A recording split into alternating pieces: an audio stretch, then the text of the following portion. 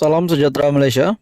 Satu artikel panas hari ini bertarik 9 September 2023 yang menyebut nama pengerusi Perikatan Nasional berkaitan dengan isu 3R. Satu artikel dari sinarharian.com. Isu 3R. Polis buka 2 kertas siasatan terhadap Muhyiddin. PDRM membuka 2 kertas siasatan terhadap Tan Sri Muhyiddin Yassin yang didakwa mengeluarkan kenyataan berbaur 3R agama, bangsa dan raja ketika berkempen pilihan raya kecil Parlimen Pulai dan Dewan Undangan Negeri Dun Simpang Jeram. Timbalan Ketua Polis Negara Datuk Seri Ayub Han Maidin berkata, polis akan memanggil pengerusi Perikatan Nasional itu pada 12 September untuk diambil keterangan berhubung siasatan tersebut. Ada 2 IP kertas siasatan dibuka terhadap Muhyiddin, susulan kenyataan beliau berhubung fatwa dan kenyataan berkenaan orang Melayu akan hilang kuasa. Jadi ada 2 kertas siasatan dibuka dan kita akan panggil beliau pada 12 September untuk ambil keterangan, katanya kepada pemberita selepas meninjau proses mengundi bagi Parlimen Pulai di Pusat Pengundian Maktab Sultan Abu Bakar pada Sabtu. Ayub Han berkata, buat masa ini, tiada kertas siasatan baharu dibuka melibatkan pemimpin parti politik lain berhubung isu 3R. Pada Sabtu lepas, Muhyiddin yang juga Presiden Bersatu itu didakwa mengeluarkan kenyataan bahawa haram memberikan undi kepada Suhaizan ketika berucap dalam ceramah perdana di dataran utama Kempas di sini ketika kempen pilihan raya kecil Parlimen Pulai. Ahli Parlimen Pago itu juga dilaporkan mengeluarkan kenyataan yang mendakwa Parti Orang Melayu dilihat sudah hilang kuasa. Selain mendakwa, kerajaan ketika ini seolah-olah tidak faham masalah orang Melayu. Pada 4 September lalu, Ketua Polis Negara Tan Sri Razaruddin Hussain berkata, polis membuka kertas siasatan terhadap Muhyiddin mengikut Seksyen 505 dalam kurungan B Kanun Keseksaan kerana mengeluarkan kenyataan yang menimbulkan ketakutan dan kegentaran awam dan Seksyen 233 Akta Komunikasi Multimedia 1998. Mengulas mengenai siasatan terhadap Presiden PAS, Tan Sri Abdul Hadi Awang, Ayub Han berkata, polis telah melengkapkan kertas siasatan dan telah dihantar ke Pejabat Peguam Negara AGC untuk tindakan lanjut.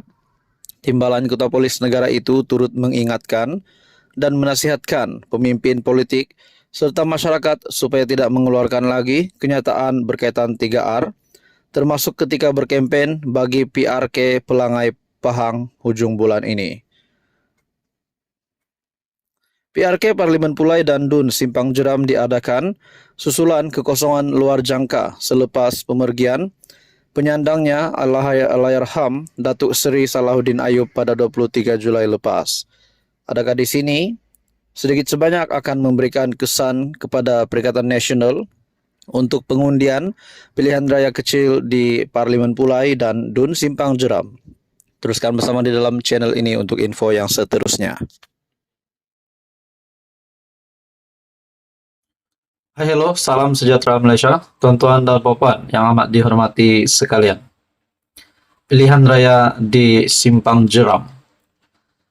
Akhirnya saudara-saudara, tuan-tuan dan puan, pengundi-pengundi akan mengundi pada pilihan raya di Simpang Jeram nanti. Ada yang kata kerajaan PHBN akan menang. Ada yang kata PAS pula tiada harapan. Nah, saudara-saudara, dalam satu artikel dari Sinar Harian, ini pasti satu keputusan ataupun tajuk berita yang mengejutkan kepimpinan PAS dan juga Perikatan Nasional. Satu artikel dari sinarharian.com, PAS sudah tidak relevan di Simpang Jeram, kata seorang bekas adun. Wow, bagi saya ini satu lagi kejutan baru untuk Muhyiddin Yassin sebagai pengurusi Perikatan Nasional dan juga Presiden PAS sendiri Tan Sri Abdul Hadi Awang sebagai timbalan pengurusi Perikatan Nasional. Bekas ahli Dewan Undangan Negeri Adun Sungai Abong, Dr. Sheikh Ibrahim Sheikh Saleh, menyifatkan angan-angan PAS yang mahu kembali merampas kerusi berkenaan yang kini dikenali sebagai Simpang Jeram sebagai sia-sia, kerana parti itu sudah tidak relevan di kawasan itu. Bekas adun PAS yang berkhidmat 2 penggal di kerusi berkenaan berkata, ini kerana perjuangan PAS for All yang mesra kepada masyarakat bukan Islam kini sudah tiada apabila Tan Sri Nik Abdul Aziz Nikmat meninggal dunia. Dulu, PAS sesuai dengan jiwa saya. Masa itu perjuangan kita mesra kepada masyarakat bukan Islam. Bila ada PAS for All, itu slogan yang dapat sambutan daripada masyarakat Cina, India. Luar biasa, kita tak jangka. Sangat sesuai dengan perjuangan saya. Tapi apabila Allahyarham Nik Abdul Aziz meninggal, slogan itu mati. Jadi PAS yang tinggal ini sedikit ekstrim dan hari ini nampak lebih ekstrim lagi dengan macam-macam isu Melayu, agama, raja-raja ataupun 3R dimainkan dan ini sudah tentu tidak sesuai di Simpang Jeram, katanya kepada bernama. Nah, tuan-tuan dan puan, menurut Anda, apa yang dinyatakan oleh bekas adun yaitu Dr. Sheikh ini, adakah kenyataan ini benar? Dan adakah Anda setuju dengan kenyataan ini? Secara pribadi, saya setuju dengan kenyataan dari bekas adun ini. Dalam artikel ini lagi, beliau yang menjadi ahli PAS selama 36 tahun dan menjadi individu yang menubuhkan PAS di Bakri pada 1985 berkata, perkara itu jugalah yang membuatkan beliau tawar hati dengan PAS dan kini menyertai amanah sejak 2019. Dr. Sheikh Ibrahim berkata, perjuangan amanah yang turut bermula di Simpang Jeram pada 2015 adalah lebih sesuai dengan situasi masyarakat semasa, lebih terbuka dan lebih bersederhana, sesuai dengan konsep rahmatan lil alamin. Bila tak dapat sokongan Cina, maka isu 3R ini PAS akan main. Dan saya percaya selepas ini mereka akan jadi lebih ekstrim memandangkan BN dan Pakatan Harapan berada dalam satu gabungan yang lebih moderate, sederhana, DAP yang lebih sederhana, semua akan lebih bersederhana.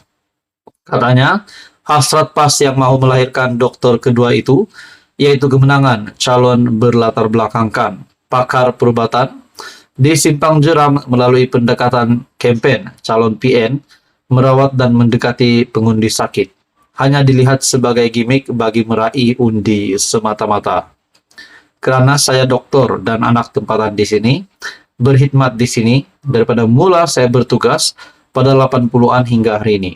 Walaupun saya sudah bersara, saya doktor berkhidmat dan calon berkhidmat dan memberi rawatan kepada penduduk di sini sepanjang saya jadi adun.